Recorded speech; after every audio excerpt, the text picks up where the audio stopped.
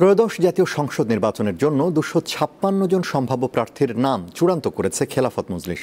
শনিবার রাজধানীর রমনায় ইঞ্জিনিয়ার্স ইনস্টিটিউশনে এসব প্রার্থীর নাম ঘোষণা করেন দলটির মহাসচিব আহমদ আব্দুল কাদের। নির্বাচন ঘনিয়ে আসলেও বহুল কাঙ্ক্ষিত রাষ্ট্রের প্রয়োজনীয় সংস্কার বাস্তবায়নে সরকারের কোনো উদ্যোগ নেই বলে অভিযোগ করেন তিনি। এ সময় জুলাই সনদের ভিত্তিতে আগামী জাতীয় সংসদ নির্বাচনের দাবি জানায় দলটি। দাবি আদায়ে দেশব্যাপী গণসংযোগ ও গণমিছিল সহ বিভিন্ন কর্মসূচি ঘোষণা করা হয়।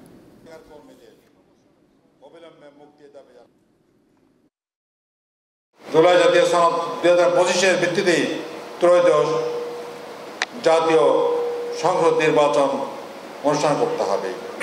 আমরা আগামী মাহে রমজানের আগে নির্বাচন দেখতে চাই। এ লক্ষ্যে 3 শাসনে আমাদের নির্বাচনের প্রস্তুতি চলছে। ইতিমধ্যে সারা দেশে খেলাফত মজলিসের 256 জন সম্ভাব্য প্রার্থীর নাম ঘোষণা করা হয়েছে।